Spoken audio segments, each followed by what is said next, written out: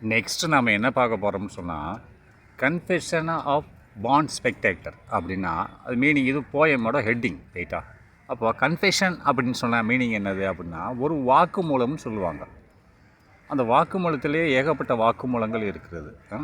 இதற்கு ஒரு உண்மையான பெயர் என்னவென்றால் ஒப்புதல் வாக்குமூலம். அப்படின்னா ஏன் ஒப்புதல் வாக்குமூலம்னு சொல்லப்படுகிறது என்றால் கன்ஃபெஷன் ஆஃப் பாண்ட்னா பிறந்த, ஸ்பெக்டேட்டர்னால் ஒரு பார்வையாளர்னு அர்த்தம். இப்போ கிரிக்கெட் கேம் நடக்குது, அங்கே ஸ்டேஜில் உட்காந்து எல்லாம் பார்க்குறாங்க, அவங்களாம் all of them are spectators அப்படின்னா அவங்கள பார்வையாளர்கள்னு அர்த்தம். அப்போது இந்த ஆதர் என்ன சொல்கிறாருன்னா, இந்த ஆசிரியர் இந்த போயமை கவிதையை எழுதிய ஆசிரியர் இந்த கவிதைக்கு தலைப்பு வைத்திருக்கிறார். என்னென்னா கன்ஃபெஷன் சொன்னால் என்னது, ஒப்புதல் வாக்குமூலம் என்று பொருள்படுகிறது ரைட்டா. அப்போ கன்ஃபெஷன் ஆஃப் பாண்ட் ஸ்பெக்டேட்டர் அப்படின்னா ஒரு ஆசிரியர் என்ன செய்கிறாருன்னா அவர் வாழ்க்கை குறிப்பை பற்றி சொல்லும்போது பிறப்பிலேயே பார்வையாளராக இருக்குமாறு அந்த குழந்தையானது ஒப்புதல் வாக்குமூலம் அளிக்கிறது. அப்படின்னா மீனிங் என்னென்னா, இப்போ 40 பேர் நீங்கள் ஸ்டூடெண்ட்ஸ் இருக்கீங்க. இப்போ 40 பேருமே கிரிக்கெட் மேட்ச் விளையாட விரும்ப மாட்டாங்க இல்லையா. ஒரு சில பேர் 10 பேர் நான் படிச்சுட்டே இருக்கணும், எனக்கு எந்த மேட்ச் பிடிக்காதுன்னு சொல்லுவாங்க. அப்போ அதுதான் ஒப்புதல் வாக்குமூலம் ரைட்டா. ஒரு சிலர் என்ன பண்ண செஸ் விளையாடுன்னு சொல்லுவாங்க, அது ஒரு ஒப்புதல் வாக்குமூலம். இந்த ஆசிரியர் என்ன சொல்கிறாருன்னா மெயின் கருத்து என்னவென்றால் விளையாட வேண்டும், ஆனால் பிரத்தியாரை காயப்படுத்தி விளையாடக்கூடாது, உடல் காயங்கள் ஏற்படக்கூடாது. அந்த மாதிரி விளையாட்டை இந்த ஆசிரியர் விரும்புகிறார் ரைட்டா. இப்போ செஸ்ஸு அதில் மற்றவருக்கு உடல் காயம் வராது. அதேமாதிரி ஹார்ஸ் ரைடிங் உடல் காயங்கள் வரும், கிரிக்கெட்லேயே வரும், பந்து போய் இன்னொருத்த மேலே விழுகும். அதனால் அந்த மாதிரி இல்லாமல் அதை சொல்லுகிறார், அந்த கன்ஃபெஷன் என்று பொருள்படுகிறது ரைட்டா. இதை எப்படி உண்டாக்கிறான்னு பார்ப்போம். இப்போ 2 குழந்தைகளை வச்சு அவர் சொல்கிறார். என்னன்னு சொன்னால் 2 குழந்தைகள்னா இப்போ ஒரு குழந்தை என்ன செய்யுதுன்னா ஒன் இன்ஃபேண்ட்னா ஒரு குழந்தை ரைட்டா. ஒரு குழந்தை grows up and becomes a jockey அப்படின்றான். அப்போ ஒரு குழந்தை வளர்கிறது, குரோஸ் அப்னா வளர்கிறது, அண்டு பிகம்ஸ் எ ஜாக்கி அப்படின்னு சொல்கிறான். அப்போது அந்த குழந்தை வளர்ந்து குதிரை பந்தய வீரராக மாறுகிறது ரைட்டா. குதிரை பந்தயம்னா குதிரை ஓட்டி குதிரை சவாரியில் ஜெயிக்கிறது. அப்போ அதைத்தான் சொல்கிறோம், ஒன் இன்ஃபேண்ட் ஒரு குழந்தை குரோஸ்னு வளர்கிறது, குரோஸ் அப் வளர்கிறது, அண்டு பிகம்ஸ் எ ஜாக்கி பிகம்ஸ்னா ஆகிறது, எவ்வாறாக ஜாக்கினா குதிரை பந்தய வீரர் ஆகிறது ரைட்டா. 2 குழந்தையை கம்பேர் பண்ணுறாரு இந்த ஆசிரியர் ரைட்டா இந்த போயத்தில். இப்போ இன்னொன்று பார்ப்போம். Another place basketball or hockey. இன்னொரு குழந்தை என்ன செய்கிறதுனா, அனதர்னா மற்றொரு குழந்தை ரைட்டா. மற்றொரு குழந்தை பிளேஸ்னு விளையாடுகிறது, பேஸ்கெட் பால் அப்படின்னா கூடைப்பந்து, அல்லது ஹாக்கி விளையாடுகிறது ரைட்டா. இப்போ இந்த 2 குழந்தைகளை வச்சு பார்ப்போம். அப்போது this one the prize ring hates to enter அப்படின்னா இந்த நபர் திஸ் ஒன்னை இந்த நபர் முதல்ல ஒரு ரெண்டாவது சொல்லப்பட்ட ஒரு குழந்தையை சொல்லுது. திஸ் ஒன்ற யாரை குறிக்கிறது, முதல்ல சொல்லப்பட்ட குழந்தை இல்லை, 2வதாக சொல்லப்பட்ட குழந்தையை குறிக்கிறது. அது ஹாக்கியும் பேஸ்கெட் பாலை விரும்பக்கூடிய குழந்தையை குறிக்கிறது. திஸ் அப்படின்றது அவரைத்தான் குறிக்கிறது. This one the prize ringing hates to enter அப்படின்னா இந்த நபர் இந்த குழந்தையானது திஸ் ஒன் இந்த குழந்தை த ப்ரைஸ் ரிங்னா அதை நல்ல ஞாபகம் வச்சுக்கோங்க. ப்ரைஸ் ரிங்குன்னு சொன்னால் ரிங்குன்னா வளையம், ப்ரைஸ்ன்னு சொன்னால் பரிசு வளையம் என்பது என்னென்னா ஒரு ஓட்டப்பந்தயமோ ஒரு கேமோ என்ன நடந்தாலும் அதில் ப்ரைஸ் வாங்கினா முழுவதுமாக நீ வெற்றி கண்டால்தான் ப்ரைஸு கிடைக்கும். அதுக்கு தான் ரிங்குன்னு சொல்லுவாங்க. ரிங்குன்னு நீங்கள் வளையம்னு நினச்சிக்கிறாத, அதுக்கு மீனிங் அதுதான் பொருள்படும் இந்த இடத்துல ரைட்டா. த ப்ரைஸ் ரிங்கிங் அதாவது இந்த நபர் இந்த 2வது சொல்லப்பட்ட குழந்தை திஸ் ஒன் அப்படின்னா இந்த 2வதான குழந்தை த ப்ரைஸ் ரிங் ஹேட்ஸ் அப்படின்னா இந்த ப்ரைஸ் ரிங் இந்த வளையம் பரிசு வாங்கும் வளையத்தை வெறுக்கிறார். டு என்டர் அதற்குள்ளே நுழைய வெறுக்கிறார். அப்படின்னா நான் பரிசுலாம் வாங்க எனக்கு விருப்பம் இல்லை. ஹேட்ஸ் டு என்டர்னா நுழைவதற்கு, எதுக்குள்ளே நுழைவதற்கு, இந்த ப்ரைஸ் ரிங் அப்படின்னா பரிசு வளையத்துக்குள்ளே நுழைவதற்கு இவருக்கு வெறுப்பாக இருக்கிறது என்று சொல்கிறார் அப்படின்றதான் பொருள்படுகிறது ரைட்டா. Next that one becomes a tackle or centre. அப்போ இன்னொரு நபர், அதை முதல்ல சொன்ன குழந்தை, அதை குதிரை பந்தய வீரனாகிறது தான் அவரை குறிக்கிறது. தேட் ஒன் அந்த நபர் அந்த குழந்தையை குறிக்கிறது. தேட் ஒன் பிகம்ஸ்னால் ஆக விரும்புகிறது. எவ்வாறாக எ டேக்கிள் ஆர் சென்டர் அப்படின்னா ஒரு டேக்கிள்னு சொன்னது தடுத்து ஆடுபவர். இப்போ கிரிக்கெட்ல எல்லாம் பார்த்தீங்கன்னா தடுத்து தான் ஆடணும், அவன் பந்து எறிவான், அதை தடுத்து நீ அடிக்கணும், அந்த பந்து போய் ஏதாச்சும் இன்னொருத்த மண்டையில் விழுந்துச்சுன்னு செத்து போயிடுவான். அந்த மாதிரி விளையாட்டை இவர் வேண்டான்னு சொல்லுகிறார். ஹாக்கியிலே அப்படித்தான். அதேமாரி கோல்ஃப்லேயும் அப்படி தான், கோல்ஃபில் அப்படி இருக்காது. நீ வந்து ஹார்ஸ் ரைடிங்கில் அப்படி தான் நடக்கும். ரைட்டா? இதெல்லாம் ஒருத்தர் உடலை வந்து காயப்படுத்தி வெல்லக்கூடிய ஒரு போட்டிகள் ஆகும். ரைட்டா? அந்த மாதிரி போட்டியை இவர் தவிர்க்கிறார். அது தேட் ஒன் யாரை குறிக்கிறது? அந்த குதிரை பந்தய வீரனாகக்கூடிய குழந்தையை குறிக்கிறது. தேட் ஒன் பிகம்ஸ் ஏ டேக்கிள்னு தடுத்து ஆடுபவராக இருக்கிறார். ரைட்டா?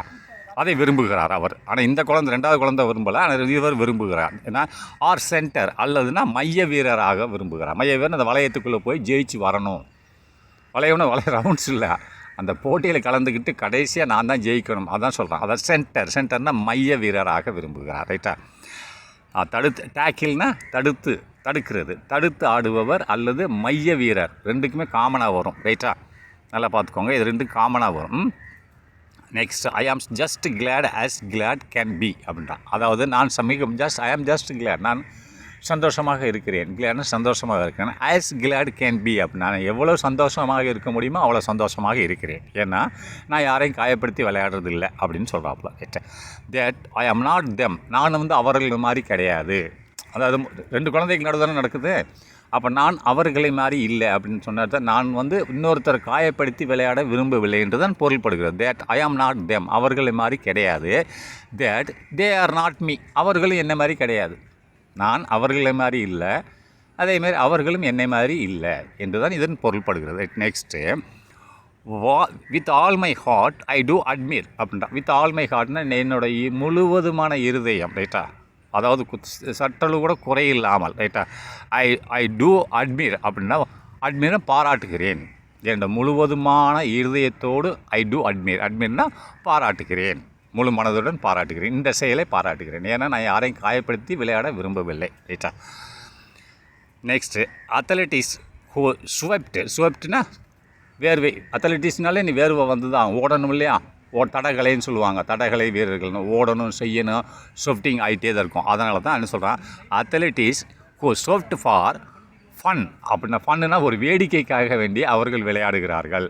அல்லது ஹியர்னு சொன்ன என்னது, ஒரு வேலைக்காகவோ அதில் பணம் சம்பாதிக்கணுமே என்ற எண்ணத்தில். ஹியர் அப்படின்னா வேலைக்காகவோ அல்லது ஒரு ஃபன் வேடிக்கைக்காகவோ அத்லட்டிக்ஸ்னால் அதாவது தடகள வீரர்கள் என்னது வேர்வை வடிக்கிறார்கள்.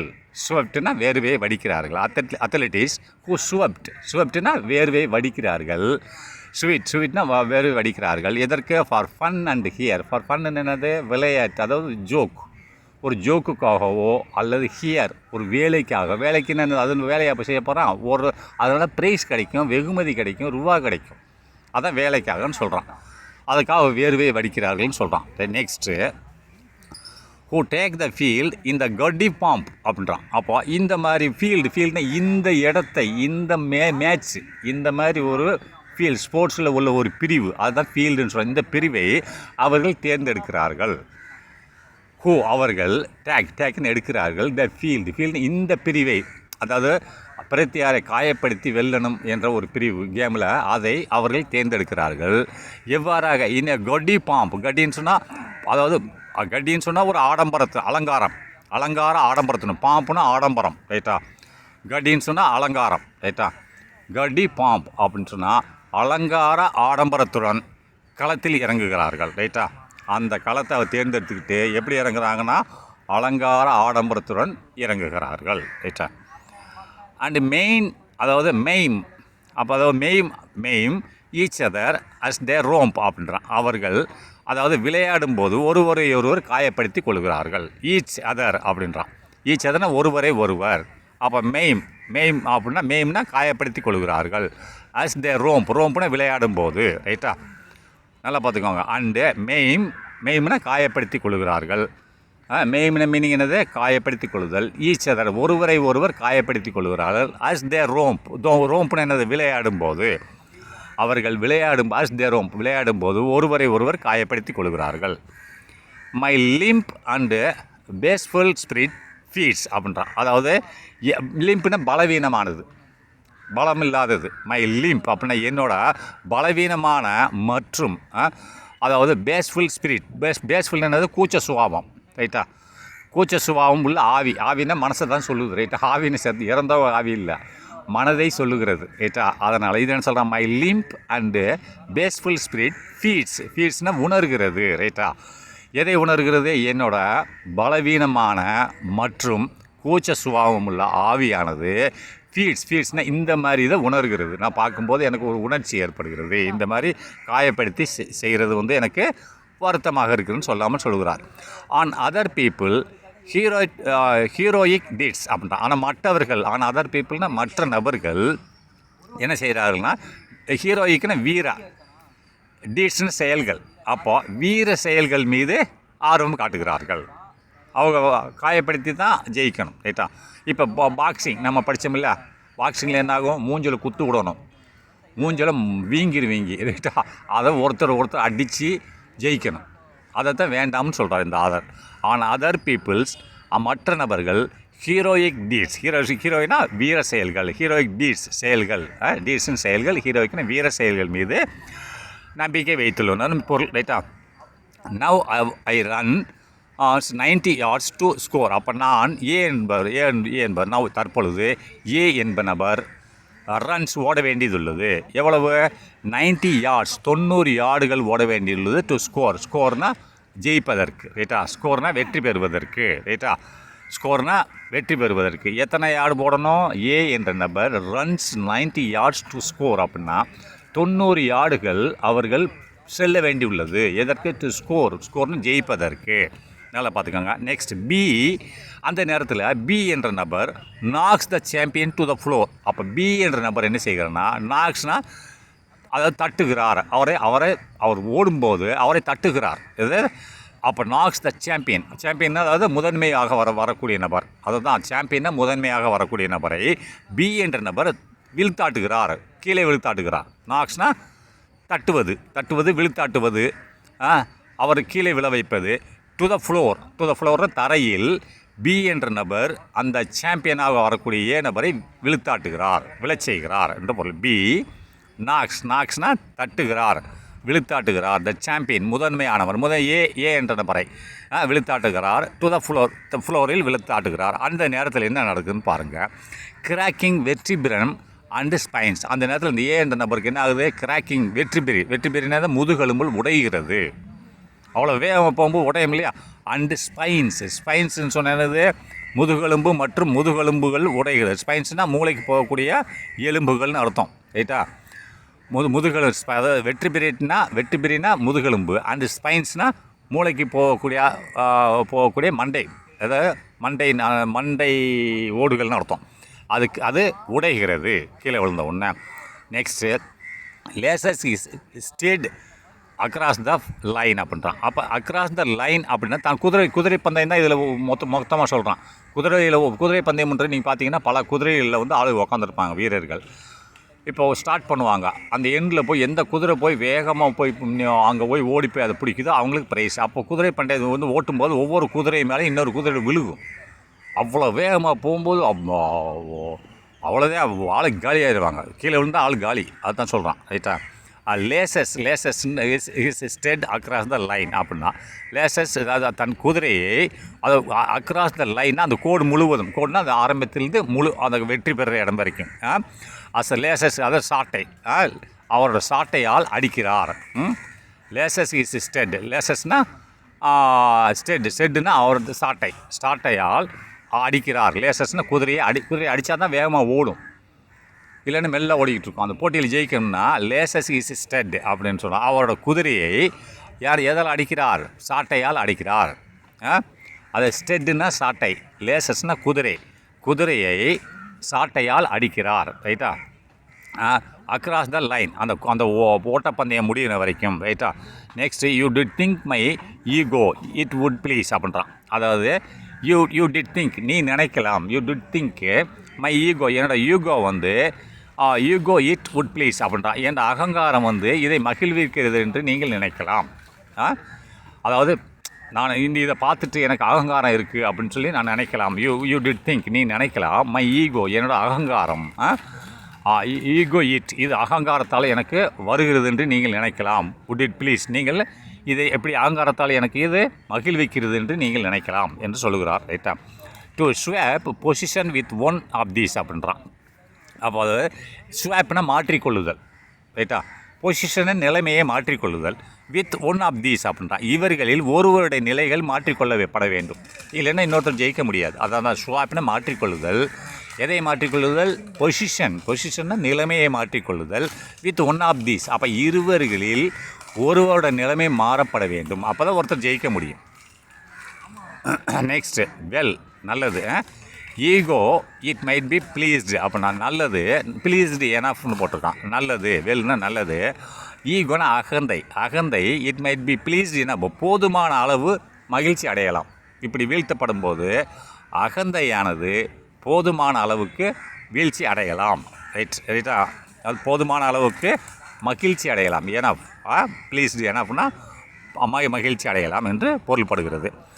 But jealous athletics play so rough அப்படின்னா, ஆனால் ஜெலேசியஸ்னால் ஆர்வமுள்ள அத்லெட்டிக்ஸ் வீரர்கள், தடகள வீரர்கள், ஆர்வமுள்ள தடைகள். ஜெலேசியஸ் அத்லெட்டிக்ஸ் பிளே ஸோ ரஃப், ரொம்ப கடுமையாக விளையாடுகிறார்கள். ஸோ பிளேன விளையாடுகிறார்கள், கரடு முரடாக விளையாடுகிறார்கள் என்று இதனோட பொருள்படுகிறது, ரைட்டா. But they do not ever in the dealings, அவர்கள் தங்கள் நடவடிக்கையில் ஒருபோதும் பின்வாங்குவது இல்லை அப்படின்றாப்ல. அதாவது தே டூ நாட் எவர், அப்போ எப்பயுமே அவர்கள் பின் செல்வதில்லை. இந்த டீலிங்ஸ், அவர் நடவடிக்கைகளில் அவர்கள் பின்னால் செல்வது இல்லை என்று தான் பொருள், ரைட்டா. தே டூ நாட் எவர்னு இல்லை. இந்த டீலிங்ஸ், அவர் நடவடிக்கைகள் எப்பொழுதும் பின்வாங்குவதில்லை என்று தான் பொருள்படுகிறது. கன்சிடர் ஒன் அதர்ஸ் ஃபீலிங், கன்சிடர்னா தீர்மானிப்பதில். ஒருத்தரோட ஃபீலிங்கை இன்னொருத்தர், ஒருத்தரின் உணர்ச்சியை இன்னொருத்தர் தீர்மானிப்பதில் அவர்கள் அக்கறை எடுப்பதில்லை. கன்சிடர் ஒன் அனதர்ஸ் ஃபீலிங், ஒருவருக்கு ஒரு உணர்வுகளை கருத்தில் கொள்வதில்லை, ரைட்டா. கன்சிடர்னா கருத்தில் கொள்வது, அதுதான் இங்கே மேலே போட்டாலும் அது சேர்ந்து தானே வருது. த டோன்ட் எவர், முடியலைன்னு சொல்கிறார். இந்த டீலிங்ஸ்னால் அவர் செயல்பாட்டுகளில் எப்பயுமே பின்வாங்குவதில்லை. என்னக்கு பின்வாங்குவதில்லை? கன்சிடர் ஒன் அனதர்ஸ் ஃபீலிங், ஓட உணர்ச்சிகளை அவர்கள் ஒருவர் மதிப்பதில்லை என்று தான் பொருள்படுகிறது, ரைட்டா. நெக்ஸ்ட், ஐ ஆம் கிளாட், நான் சந்தோஷப்படுகிறேன். தட் என்னவென்றால் வென் மை ஸ்ட்ரகிள்ஸ் பிகேன், அப்படின்னா நான் சந்தோஷப்படுகிறேன் எதுக்குன்னு சொன்னால், that when my struggle began, நான் என்னோடய போராட்டங்கள் ஆரம்பிக்கும் போது, தொடங்கும் போது நான் மகிழ்ச்சி அடைகிறேன். நான் இப்போ ஏன்னா எனக்கு நான் எந்த விதமான யாரையும் காயப்படுத்தி போகிறதில்லை. அப்படி ஏதாவது ஒரு போராட்டம் வந்தால் அதில் நான் மகிழ்ச்சி அடைகிறேன்னு சொல்கிறேன். அப்போ விஸ்ட் அப்படின்னா ட்விஸ்ட்டுன்னு சொன்னால் ப்ரோடன்ஸ் ஆர் ஏகோ அப்படின்னு சொன்னால் பாருங்கள், ப்ரோடன்ஸ்னால் விவேகம்னு அர்த்தம், ஈகோனா அகந்தைன்னு அர்த்தம். அப்போது இந்த ப்ரோடன்ஸ் அண்ட் அகந்தை இது ரெண்டுலேயும் எது மாறுகிறது? ட்விஸ்ட்னா மாற்றம் செய்வது, ரைட்டா, மாறுவது. அப்போ எது ஜெயிக்கிறது? விவேகத்திற்கும், ப்ரோடன்ஸ்னா வேகம், ஈகோனா அகந்தை. அப்போது ட்விஸ்ட்னா என்னது? அது மாற்றம் செய்யப்படுகிறது. எது? இந்த ரெண்டுலேயும் எது மாறுகிறது என்று சொன்னால், ப்ரோடன்ஸ் என்பது, வேகம் என்பது என்ன செய்கிறதுன்னு சொன்னால் அது வெற்றி அடைகிறது. ப்ரோடன்ஸ் வின்ஸ், ப்ரோடன்ஸ் தான் ஜெயிக்கிறது என்று அதன் பொருள்படுகிறது, ரைட்டா. அதான் ட்விஸ்ட்னா மாற்றம் ஏற்படுகிறது. எதில் மாற்றம் ஏற்படுது? இரண்டுக்கும் நடுவில் மாற்றம் ஏற்படணும். அதாவது ப்ரோடன்ஸ்னால் வேகம் அண்டு ஈகோனா அகந்தை, இந்த இரண்டுக்கும் நடுவில் மாற்றம் ஏற்படும் போது என்னது? ப்ரோடன்ஸ் வின், ப்ரோடன்ஸ் என்னது? வேகம் வெல்லுகிறது என்று சொல்கிறான். வென் சுவலோன் ஐ மீட்ஸ் என்னது? நாரல்டு ஃபிஸ்ட் அப்படின்றான். அதனால பார்த்துங்க, அப்போ அடி விழுகும்போது மீட்ஸ் கண்ணில் ஏற்பட்ட வீக்கமானது. அப்போ இந்த கேவலில் கண்ணில் வீக்கம் ஏற்படும், கண்ணுக்கு பக்கத்தில் அடிக்க விழும்போது வீக்கம். வென் சுவலான் வீக்கமானது. இதில் ஐ மீட்ஸ், ஐனா கண்கள் சந்திக்கிறது. ஏன்னா கீழே விழுந்தால் கண்ணில் வீங்கிடுச்சு, அந்த இடத்துல அடிபட்டிருக்கும். அதனால தான் வென், அப்பொழுது சுவலோன் ஐ மீட்ஸ், சுவலோன்னு வீங்கப்பட்ட கண்கள் சந்திக்கிறது. வீங்கப்பட்ட கண்கள் எதை சங்கிருக்குது? நாரல்டு ஃபிஸ்ட், அது ஜியை விட்டுறணும், ப்ரொனன்சியேஷனை விட்டுறணும். நாரல்டு ஃபிஸ்ட் அப்படின்றான். ஏன்னு சொன்னால் நாரல்டுன்னா கரடு முரடான, ஃபிஸ்ட்னா முஷ்டின்னு சொல்லுவாங்க. அதாவது அந்த இடத்துல வீங்கி இருக்கு இல்லையா, வீங்கும்போது கண்ணில் வீங்கும்போது அந்த இடத்த பார்த்தீங்கன்னா கரடு முரடாக வீங்கி இருக்கும். அதை முஷ்டி மாரி, முஷ்டினா நம்ம அந்த கை முஷ்டி இருக்குது இல்லையா, கை முஷ்டி இப்படி ஒன்றா வச்சு பார்த்தீங்கன்னா எப்படி இருக்கும், அந்த ஷேப்பில் இருக்கும் அப்படிங்கிறான். அதை தான் சொல்கிறான். வென் சூழோன்னே வீங்கப்பட்ட கண்கள் மீட்ஸ்னு சந்திக்கிறதுன்னு அதை மாதிரி தென்படுகிறதுன்னு அர்த்தம். எப்படி தென்படுகிறது? நாரில்டு ஃபிஸ்ட்னு என்னது? அதாவது கரடு முரடான. நாரில் ஃபிஸ்ட்னா முஷ்டி போல் தென்படுகிறது. மீட்ஸ்னா தென்படுகிறதுன்னு அர்த்தம். இந்த இடத்துல சந்திக்கிறதுன்றது பொருள் இல்லை, ரைட்டா. ஆக்சுவலி உண்மையான மீனிங் சந்திக்கிறது தான். வென் ஸ்னாப்ஸ் த நீ அண்டு கிராக்ஸ் த ரிஸ்ட் அப்படின்றான். வென் ஸ்னாப்ஸ் த நீனா உடைகிறது. சினாப்ஸ்னால் இந்த மாதிரி சமயத்தில் என்ன உடைகிறது? முழங்கால் உடைகிறது. நீனா முழங்கால் உடைகிறது. அண்டு கிராக் த ரிஸ்ட்னா மணிக்கட்டும் உடைகிறது. ரைட்டா? கிராக்ஸ்னால் விரிசல் ஏற்படுகிறது. சினாப்ஸ்னால் உடைகிறது, உடஞ்சே போயிடுறது. ரெண்டு துண்டாக போயிடுறது. ரைட்டா? அப்போ கிராக்னா காலில் விரிசல் விழுகிறது, எலும்பில் விரிசல் விழுகிறது. அப்போது நீனா என்னது? நீனா முழங்கால் உடைகிறது. அண்டு மேலும் ரிஸ்ட்னா என்னது? மணிக்கட்டில் விரிசல் விழுகிறது. When official dome demands. அப்போது அஃபீஷியல் டோம்னு என்னது? அஃபீஷியல்னு அதிகாரம். அப்போது அஃபீஷியல் டோம்னு சொன்னால் அதிகாரத்துவம்னு அர்த்தம். அஃபீஷியல்னு அதிகாரம். அப்போ அஃபீஷியல்னால் ஆஃபீஸ்ன்னு சொல்லுவாங்க. அஃபீஷியல் டோம்னு அதிகாரத்துவம்னு அர்த்தம். அதிகாரம் செலுத்துவது. அதை வென் அப்பொழுது அஃபீஷியல் டோம் அதிகாரத்துவம் டிமாண்ட்ஸ்னால் தேவைப்படும் போது. அஃபீஷியல் டிமாண்ட்ஸ்னால் அதிகாரத்துவம் தேவைப்படும் போது கோரும்போது ரெண்டு ஒன்று தான். Is there a doctor in the stand. அது அந்த இடத்துல இப்போ கீழே விழுந்து அடிபட்டு போச்சு, டாக்டர் வேணுமில்ல அந்த இடத்துல ஸ்டேடியத்தில். இஸ் தேர் அங்கே இருக்கிறாரா டாக்டர் இந்த ஸ்டாண்ட்? அந்த இடத்துல ஸ்டாண்டுனா அந்த மேடையில். இந்த இடத்துல மேடைன்னு சொல்லுவாங்க. அந்த மேடை என்னது? மேடை போட்ட வச்சாச்சோட அந்த ஒரு கேம் நடக்குதுன்னா அங்கே டாக்டர் இருப்பாங்க, ஒரு இடத்துல உட்காந்துருப்பாங்க, ஏன்னா அவங்களுக்கு ட்ரீட்மெண்ட் கொடுக்குறதுக்கு. Is there a doctor in the stand. அப்போ அந்த மேடையில் டாக்டர் இருக்காரா? அப்போ my soul in true thinkings speaks. அப்போ என்னோடய ஆன்மா உண்மையான நன்றியுடன் பேசுகிறது. அப்போ இறக்கப்படுறேன், நான் பார்த்துக்கிட்டு இருக்கேன், அந்த கீழே விழுந்து அடிபட்டவனை பார்த்து இறக்கப்படுறேன். அதை சொன்ன மை சோல் என்னோட ஆன்மா இஸ் ட்ரூ உண்மையாக எனது பேசுகிறது, நன்றியுடன் பேசுகிறது. தேங்க்ஸ் கீப்பிங்னா நன்றியுடன், தேங்க்ஸ் கிவிங் ரெண்டு ஒன்று தான். நன்றியுடன் பேசுகிறது. ஃபார் திஸ் மாடஸ்ட் ஆஃப் ஃபிசிக்குனா என்னோட உடல் வாகு. ரைட்டா? என்னோட மிதமான உடல் அமைப்பிற்காக நான் நன்றி சொல்கிறேன். ஏன்னா எனக்கு அந்தளவுக்கு வலிமை இல்லை, அதனால் மிதமான உடல் அமைப்பு தான் எனக்கு இருக்கிறது. எனக்கு அங்கெல்லாம் விளையாட முடியாது, எனக்கு இதுதான் நல்லது என்று எனக்கு நல்லதாக தெரியுது. ஃபார் இந்த மாடஸ்ட் ஆஃப் ஃபிசிக்யூஸ்னால் உடல் அமைப்புன்னு அர்த்தம். அப்போ இந்த மிதமான உடல் அமைப்புக்கு எனக்கு நல்லதாக இருக்குதுன்னு பொருள். ரைட்டா? Athletes I will drink to you. Athletes நான் சொல்கிறேன் உனக்காண்டி நான் ட்ரிங்க்னா சாராயம் கிடையாது, நீ ஏதாவது ஜூஸ் கொடுத்தா நான் குடிக்கிறேன் அப்படின்றான். அத்லெட்டிஸை பார்த்து சொல்கிறான் இந்த player, athletes I will drink to you, உனக்காண்டு நான் குடிக்கிறேன், விளையாட்டு வீரர்களை நான் உங்களுக்காக குடிக்கிறேன். எனக்கு குடிக்கிறேன் அந்த சாராயத்தை நினச்சிடாதீங்க, ஒரு கூல் ட்ரிங்க்ஸோ இல்லை கொடுங்க குடிக்கிறேன். ஆர் ஈட் வித் யூ, உங்களோட உட்காருகிறேன், எல்லாம் செய்கிறேன், ஆனால் இந்த மாதிரி ஒருத்தரை காயப்படுத்தி விளையாடக்கூடாதுன்று மட்டும் செய்ய மாட்டேன்றான்.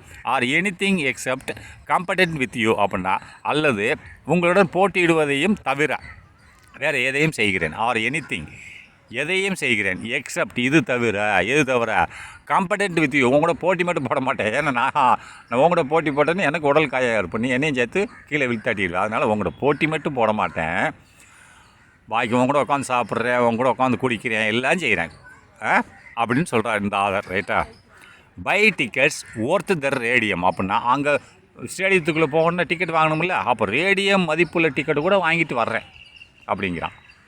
கேம் பார்க்குறதுக்கான இந்த விளையாட்டுக்கு மட்டும் வரமாட்டேன். ஒருத்தர் உடல் காயம் ஏற்பட்டு இந்த பாக்ஸிங்கில் உடல் காயம் அதெல்லாம் வேண்டாம், அதில் மட்டும் நான் தலையிட மாட்டேன். ஆனால் நீ செய், நான் உங்க கூட உட்காந்து சாப்பிட்றேன், ட்ரிங்க்ஸ் சாப்பிட்றேன், டிக்கெட் எடுத்துகிட்டு, ரேடியம் விலை உயர்ந்த ஒரு பொருள், அந்த மாதிரி விலை உயர்ந்த டிக்கெட் இருந்தால் கூட எடுத்துகிட்டு வந்து பார்க்குறேன் அப்படின்னு சொல்கிறான். பை டிக்கெட்ஸ் டிக்கெட் வாங்குகிறேன்.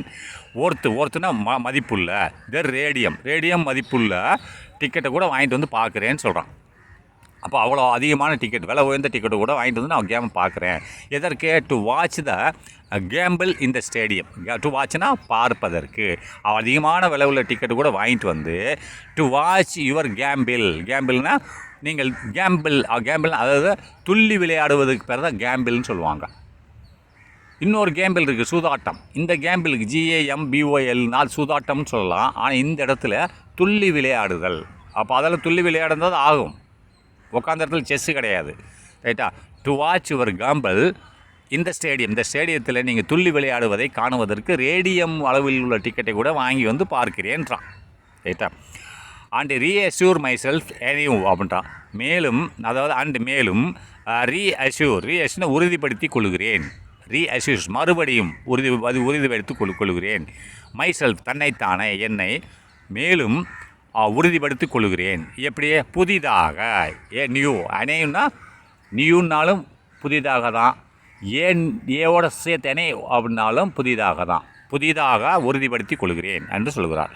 That you are not me, நீ என்ன மாதிரி கிடையாது. And I am not you, நானும் உன்ன மாதிரி கிடையாது. நீ காயப்படுத்தி விளையாடுறவன், நான் காயப்படுத்தாமல் விளையாடுறவன். ரைட்டா? நீங்கள் நான் இல்லை. That you are not me, நீங்கள் நான் இல்லை. அதே மாதிரி ஐ ஆம் நாட் யூ, நானும் நீ இல்லை. ரைட்டா? இதுதான் இந்த போயம். முடிஞ்சதா?